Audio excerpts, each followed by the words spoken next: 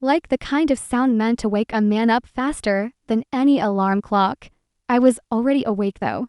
Sitting on the edge of the bed with my head in my hands, the faint hum of the ceiling fan was the only other noise in the room, spinning lazily above while my wife, Clara, breathed softly under the blanket behind me. It was just past 6 in the morning, too early for neighbors, too forceful for delivery, and too steady for someone selling something. My chest tightened before I even stood up.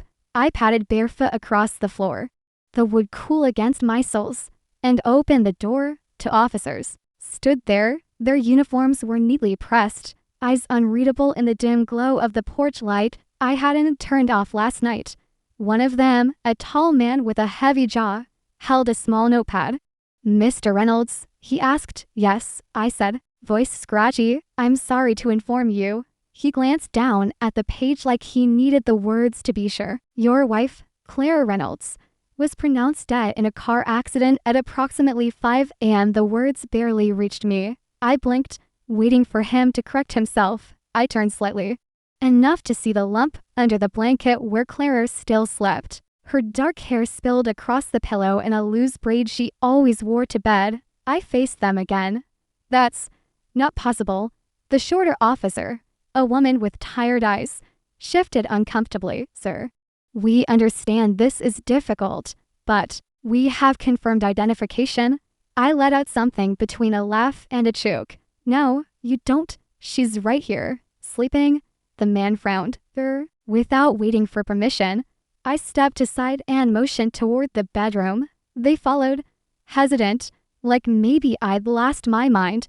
But when we reached the doorway, there she was, Claire, curled under the comforter, chest rising and falling, completely oblivious to all of this. The female officer's lips parted. The man stared hard, like maybe it was a trick.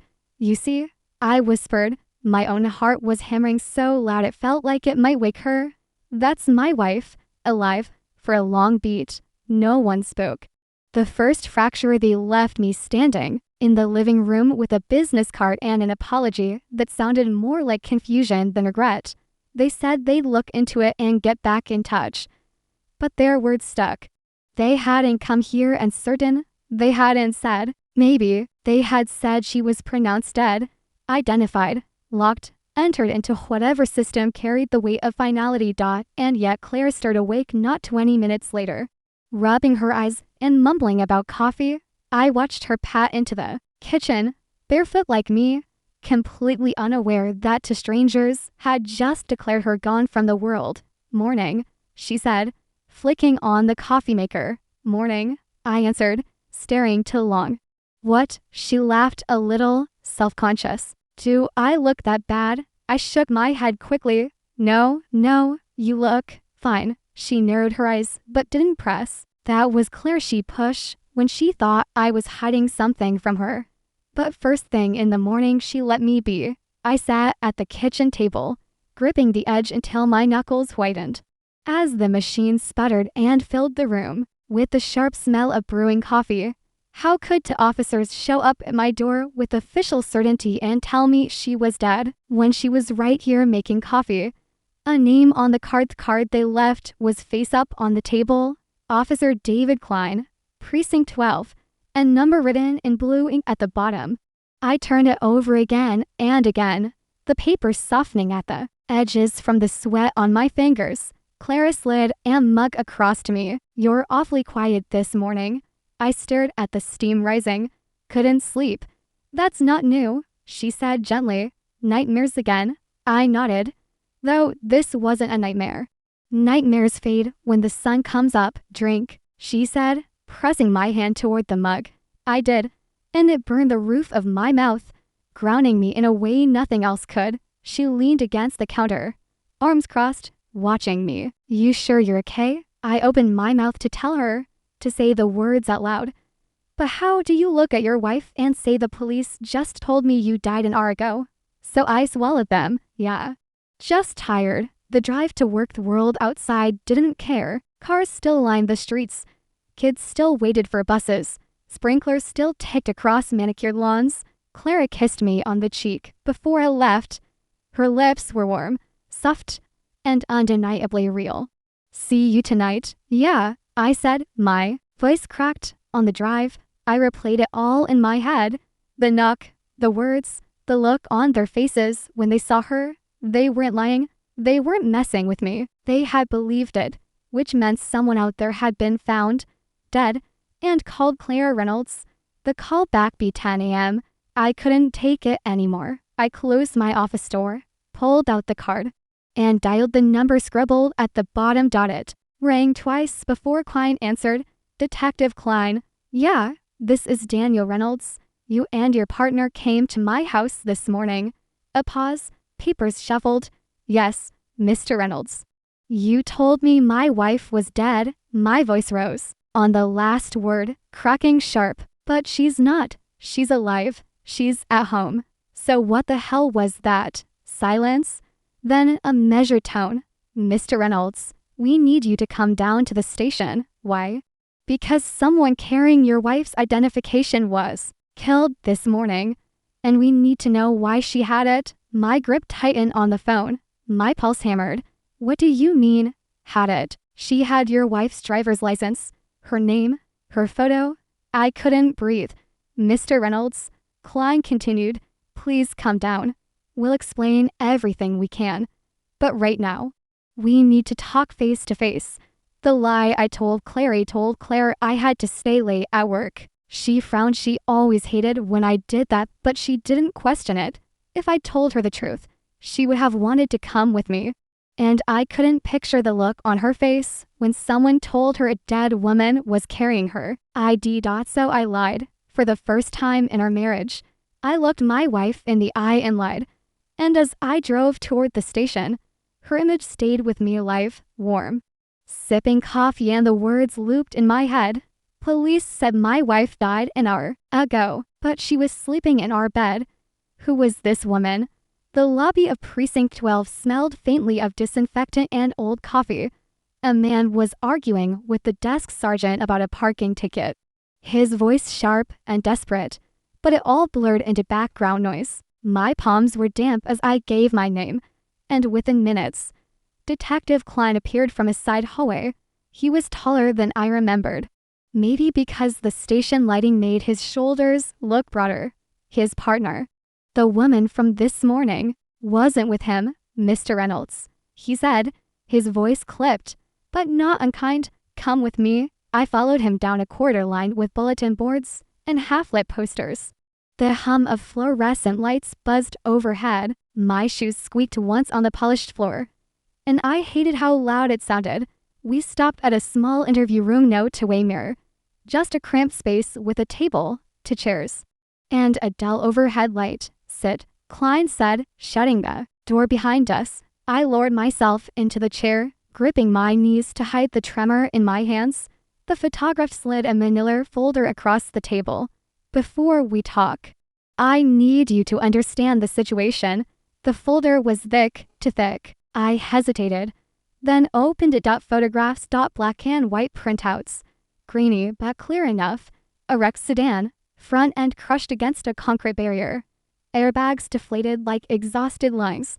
A figure slumped forward in the driver's seat, hair matted, skin slack. I forced myself to look closer, and my chest constricted. The face was battered, but still visible, and it was Clara's, or at least it was someone who looked exactly like her. My hand jerked back, the corner of a photo catching under my fingernail.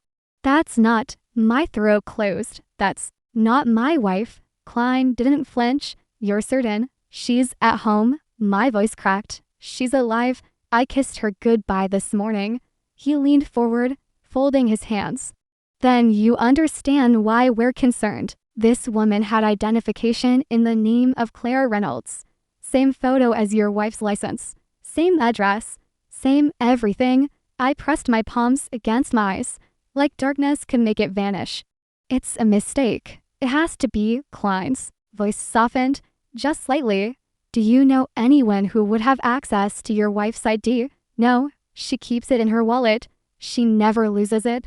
Did she report it stolen? I shook my head. No. She would have told me. He scribbled a note. then we have two possibilities. Either your wife's identity has been duplicated, or someone intentionally had her license. I swallowed hard. The photos were still on the table. Staring up at me, the woman's face Clara's, face lifeless and broken. The request will need your wife to come in. Klene said. The words jolted me. No, she doesn't even know about this. I didn't tell her. He raised an eyebrow. Why not? Because, I gestured at the photos, anger flaring. How do you tell someone that? How do you look at her and say someone who looks just like you died this morning with your name in her pocket? He didn't argue. He just waited. She's fine, I insisted. My voice shook. She's alive. That's all that matters. Alive. He repeated slowly. And yet, someone out there thought they were her. Going home, I left the station with the folder still burned into my memory. The drive home blurred past me in flashes of traffic lights and storefronts I barely registered. When I walked through the front door, Clara was at the sink, rinsing dishes. She turned, smiling faintly. Hey, you're home earlier than I thought. Her voice, her posture, her hair tied back in a loose bun, wisps falling around her face. Exactly like the woman in the photographs. I forced a smile, but it didn't reach my eyes. Yeah, got out a little sooner. She dried her hands on a towel and came closer. You look pale. Everything okay? I kissed her forehead just to feel the warmth. Just to prove to myself she was real. I'm fine, I whispered, but IWAS and single quotes T. The first crack that night. I couldn't sleep. Claire drifted off easily, her breathing steady beside me. But my eyes stayed fixed on the ceiling. Every time I closed them, I saw the car wreck, the bent metal, the face that shouldn't exist. At 2 a.m, I slipped out of bed and padded to the living room. I opened her wallet from her purse, laying her driver's license on the coffee table. The photo was identical to the one in the police file. Same smile, same head tilt. So how had another woman died in a car at 5 a.m. had the same thing? My fingers shook as I traced the edge of the card. And then I noticed something, a faint crease across the bottom right corner, one I didn't remember seeing before. The unasked question over breakfast. Clara talked about work, about a co-worker who wouldn't stop humming Christmas songs in August. I nodded at the right times, but my eyes kept flicking to her wallet, sitting by the keys. I wanted to ask, wanted to demand, did you lose your license? Did you give it to someone? Who was she? But the words stuck. Instead, I kissed her cheek before she left, the same way I always did. She smiled, stepping out into the morning light. See you tonight? And I just nodded, because the truth sat heavy in my throat. I didn't know who I'd be seeing tonight. A call I shouldn't have my eat lunch. I dialed Klene again. It's Daniel Reynolds. He answered faster this time. Yes, you asked if Claire reported her ID stolen. I checked, she didn't. But the license in her wallet looks worn, like maybe it's been switched. Silence. Then, Mr. Reynolds, I need you to do something for me. What? Without alarming her. Bring your wife in tomorrow. Don't tell her about the photos. Don't mention the accident. Just say it's routine. We need fingerprints. And we need to confirm the ID. My throat tightened. You think that wasn't her in the car? I think, Klene said carefully, that someone wanted us to believe it was. Watching her sleep that night, I sat beside the bed long after Claire fell asleep. Her breathing was steady, her skin warm, her body real.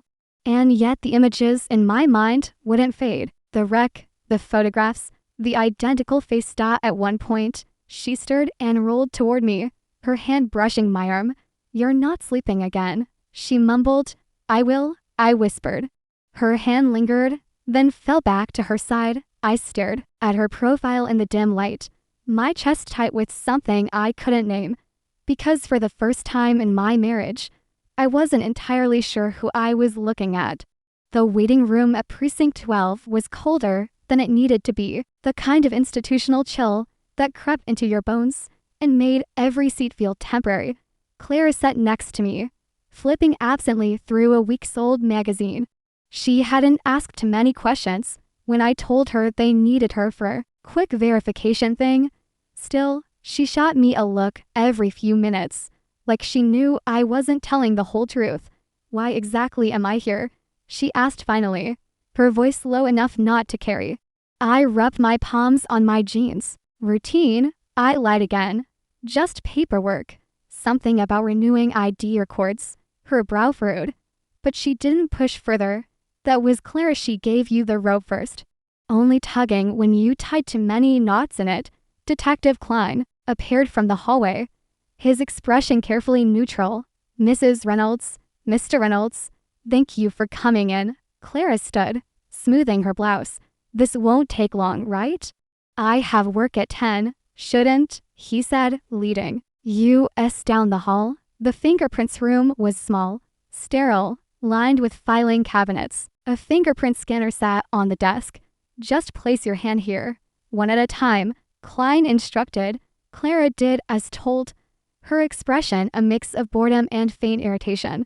Feels like I'm getting rested, she joked. Klene smiled thinly, but didn't respond. He printed out a sheet of results, compared them to something in the folder he carried, and gave the barest nod.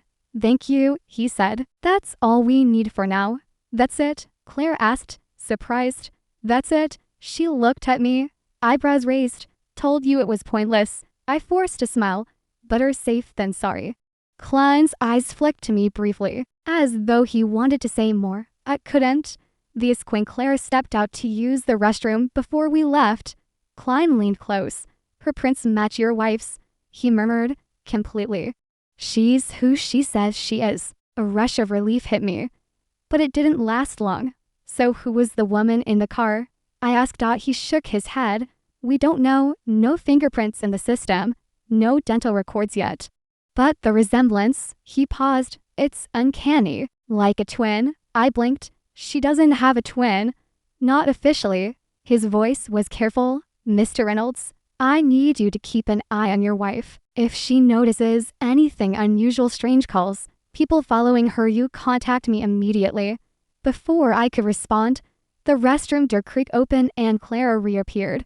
Klene straightened instantly. All professionalism. Thank you. Again, Mrs. Reynolds, he said, shaking her hand. We'll be in touch if we need anything else. The ride home in the car, Clara crossed her arms. That was weird. Government stuff usually is, I said. She glanced sideways at me. You're hiding something? My grip tightened on the wheel.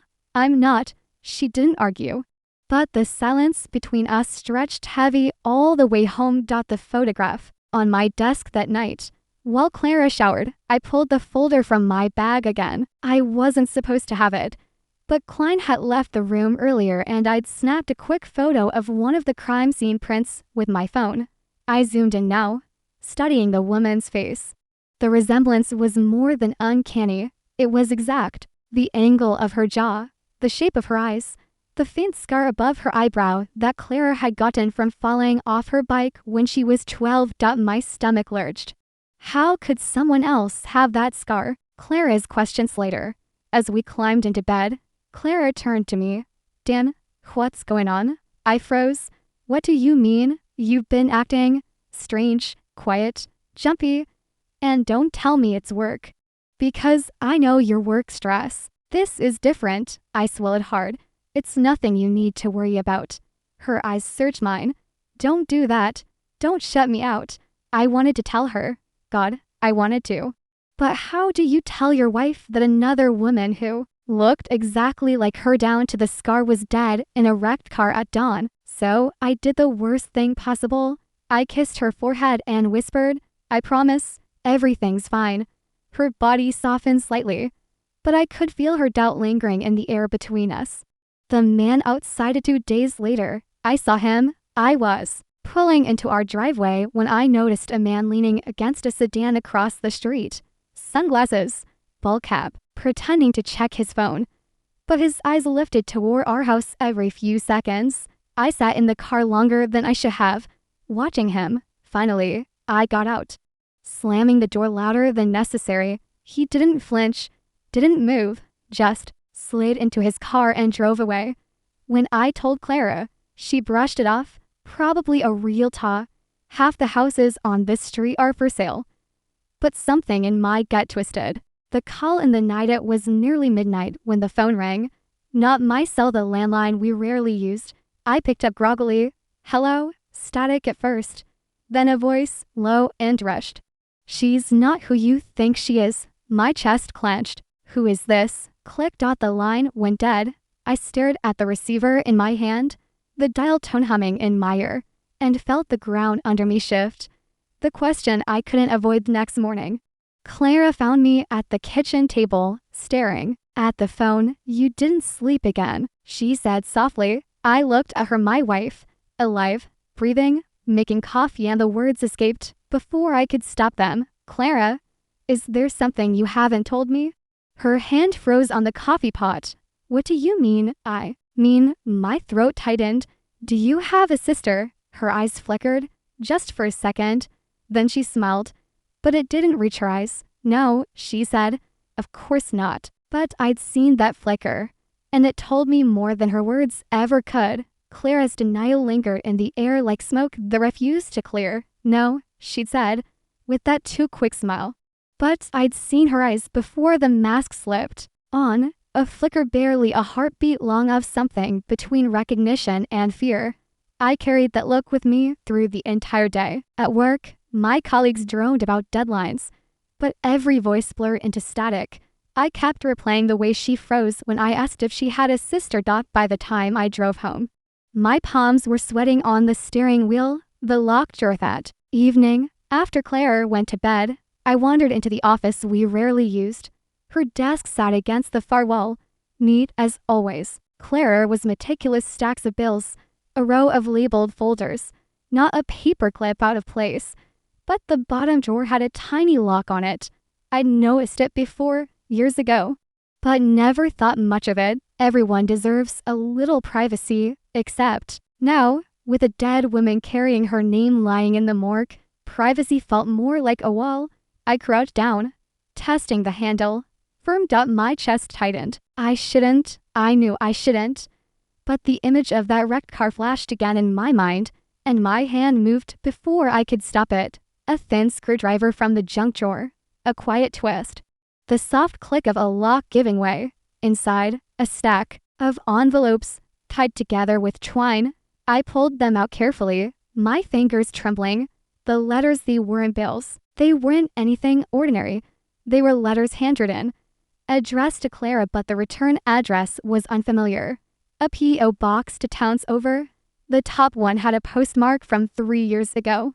I unfolded it carefully. Dear Clara, it's been too long. I know we said distance would be safer, but I can't pretend anymore. Every time I pass a mirror, I wonder if you're looking into one too. I wonder if you're living the life I never got to have. Right back, please. My vision blurred at the edges. The signature. Am I rifled through more? You promised we'd stay connected. You promised we wouldn't let them recess. How do you sleep at night knowing I'm out here while you're in there? We are not strangers. We are the same. My throat closed. My hands shook so badly I nearly dropped the letters. A sister. She did have a sister, or something more complicated than that. The silence between us. Next morning, Clara made pancakes. She hummed softly, like nothing in the world was wrong. I sat at the table, letters folded back neatly into her drawer overnight, watching her flip one golden disc after another. Hungry? She asked, smiling over her shoulder. My mouth was dry. Yeah, I tried to eat, but each bite felt like paste. She talked about grocery shopping, about maybe repainting the guest room. Normal things. The kind of things married people talked about after years together. And I kept nodding, pretending my mind wasn't screaming. I wanted to confront her, throw the letters onto the table, demand answers. But the image of that wrecked car stopped me. If she had a twin, if that's who the dead woman was, then Claire already knew, and she hadn't told me, which meant she didn't want me to know. The man returns that evening. As I took the trash out, I saw him again. Same man, same car parked houses down. Sunglasses, even though desk had already painted the street in shadows. I froze. He didn't move this time, just sat there, his gaze steady. I walked slowly back to the house, forcing myself not to run. Inside, Clara was folding laundry. She looked up, smiling faintly. "Everything okay?" I nodded too quickly. "Yeah." But my pulse told a different story. The second called landline rang again that night. Clara was brushing her teeth in the bathroom, the sound of running water masking the shrill tone. I picked up. "Hello," the same low voice, urgent, whispering. "She knows. Don't let her fool you." My chest tightened. "Who is this? What do you want?" She was supposed to be the one in that car. Click. The line went dead again. I stood frozen, the receiver heavy in my hand, until Clara's footsteps came down the hall. I hung up quickly, forcing a smile as she appeared in the doorway. "Who was it?" she asked. "Wrong number." I lied. She searched my face, then nodded slowly. "Happens." But the way her eyes lingered on me made my skin crawl. The photographer a week later, Klene called me in. "Alone?" "We identified her," he said. My stomach flipped. "The woman in the car?" He nodded, sliding a file across the desk. The name, Margaret Hayes. No birth certificate, no family listed, just scrapped school records that stopped abruptly in adolescence. A hospital admission under a different surname, then silence until the crash. But the photo, God, the driver's license photo of Margaret Hayes was identical to Clara's. Not just similar, identical. The same smile, the same scar. Klene's eyes were hard. "Mr. Reynolds, I don't think this is a coincidence. Whoever she was, she lived with your wife's identity at some point. Maybe they were both given the same one." I shook my head. "That doesn't make sense." He leaned forward. "Sometimes families cover things up. Sometimes identities get reassigned, and sometimes people make choices about who gets to live one life and who doesn't." His words twisted inside me. "Talk to your wife," he said finally. "But be careful how you ask." The almost confession that night. I sat across from Clara at the dinner table. The letters burned in my mind. The phone calls echoed in my ears. She was twirling pasta on her fork, smiling faintly as she told me about a podcast she'd started listening to. I interrupted her mid-sentence. "Clara, do you know someone named Margaret?" Her fork paused, just for a fraction of a second. Then she tilted her head, feigning curiosity. "Margaret? No, I don't think so." "Why?" My chest tightened. "Someone mentioned the name at work." She smiled again, but her eyes didn't. "Must be someone else." And then she went right back to talking about her podcast, as if nothing had happened. But I knew better. That tiny pause was louder than any answer she could have given. The sleepless nighty lay awake long after she drifted off. The letters, the phone calls, the man in the car, the identical face in the wreck. It all pointed to one truth I couldn't ignore anymore. My wife was hiding something huge. Something tied to a woman who shared not just her face, but her life, and whoever Margaret Hayes was supposed to be. Someone had decided Claire Reynolds got to live instead.